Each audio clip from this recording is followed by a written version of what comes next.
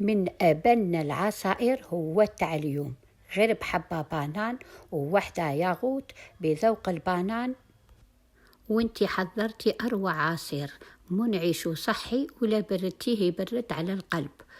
وقدام لا نبداو الفيديو نحلي كلامي بالصلاة والسلام على سيد الخلق محمد عليه ألف صلاة وسلام، ونبداو في الوصفة. هنا في الخلاط الكهربائي عندي كاس تاع سكر، نزيد معاهم كاس تاع عصير التعليم اللي راني مصفياته. وإذا درتي هذا العصير أني عارفة غادي يقولوا لك عاوديهن وعاوديهن. ونزيد معاهم كاس تاع حليب،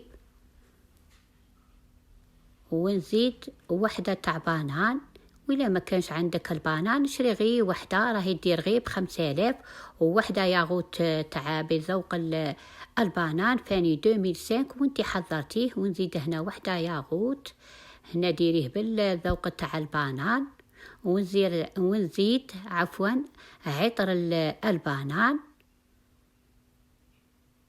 وهنا عندي إطرة تاع ماء، نزيد شوية تاع ماء، ما نديرش قاع الإطرة، نخلط ومن بعد كي نخلط نزيد اللي باقي لي من الماء.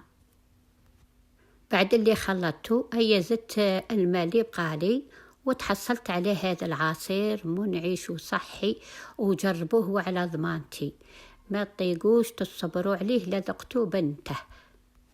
بغيتيه خفيف ولا ثقيل انتي والذوق تاعك. وهذه هي جدة امين، جيبكم غير الوصفات السهلين والاقتصاديين. نقولكم مع السلامة يا حبايب قلبي، نقولكم صحة فطوركم وصحة سحوركم، وشكرا.